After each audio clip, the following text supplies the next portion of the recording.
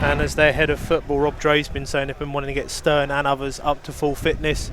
We'll say the same with the Stones as well, Darren, is that the full setup isn't necessarily complete the last minute of pre-season. Both sides about to play their 6th game of August, 6th game of this season, and there's still so many things not completely tied down. Certain players not even made the squad yet for either side. Certain systems that they might have played in pre-season have gone away.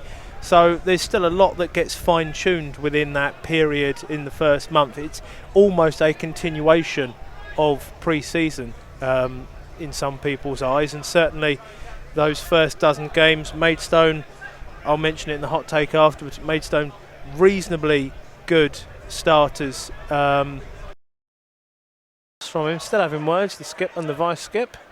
Well, I'm sure they'll get it right eventually, but Hoyt with the ball in an advanced position. Sol loses out, and Taunton come forward through Morgan on the left. Morgan up against Sol, gets a cross in, Sol gets a bit on it, so the ball falls to Sam Corn. Corn almost loses it, does lose it. Ball falls to, that's just wide.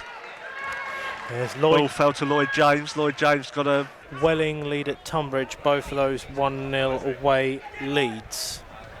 This ball's headed up in the air on the halfway line. Gavin Hoyt loses out, and it's still Taunton. They're just playing these nice little triangles, and Gavin Hoyt has chopped a player. The referee will have a word. I'm sure he won't be going to his pocket just yet, but if Gavin does that again, then he may.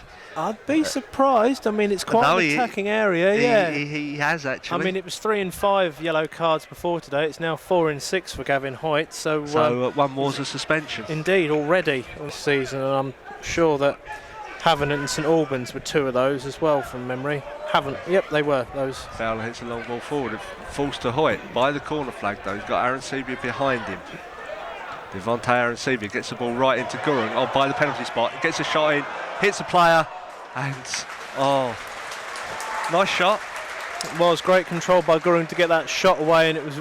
I mentioned those clean sheets a moment ago, Darren, purely because Maidstone still getting results 4 out of 5 without a defeat this season, only the 1 loss, but still no clean sheet so far this season. It's Amanchi gets in there ahead of his man, tries to turn onto his left foot. Still, Amanchi with the ball, goal! Levi Amanchi under attention from Nick Grimes.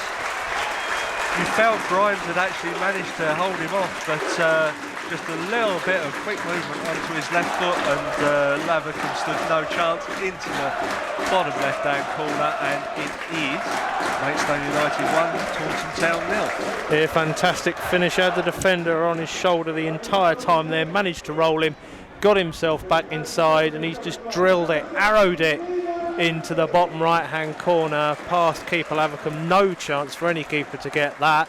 It's the first player for Maidstone to have a second goal. But it's something that wingers, I mean, I remember, here's a couple of names, Phil Driver and Frank Ovard during the 84-5 season. They used to swap regularly, and and other people with Frank Ovard before that. I mean, Frank was a great left-footed player in the days when you played on the left side if you were left-footed. Talking of a left-footer, G. Ezenolin beats 2 players, gets the ball across the edge of the 6-yard box, doesn't fall to Amanchi this time, but it only falls to Sol. Sol hits it into the back of the Genko. Yeah, that one more. The ball is out to Chi. Gets the ball inside towards Obi. The ball sticks with him. People calling in for the ball. Liam Sol plays the ball inside to Obi. Obi loses it, but Sol picks up, coming into the box, gets it. It is just bundled out and goes against the fencing in front of the town end. Not sure how much contact there was there, Darren. We will be using, but anyway, it's a corner with James. Takes it short, back to James. James up against Kelly. Now they're just inside the box with Morgan. Back to James. James gets a long ball back over everybody to where his centre halves are gathered, but won by Rafe Brown, and charges out. Go on, and he's pushed. The referee sees it. That's Austin Booth, and and he's pushed into the Maidstone bench, and he hit something. He certainly did, because he's not getting up very quickly, and he's been tended to. Attention Certainly a bit of straight concern. to him. He's sat up now. He's pulled him up actually, but it's come to nothing. But as you say, the throw in. Maidstone restart. Headed on. Fowler with the ball. Kelly hits it forward towards Obi. Obi under attention from Grimes. Can't get round him. Can't get the ball. But there's a long one in the air. Headed on by Aaron Sebia.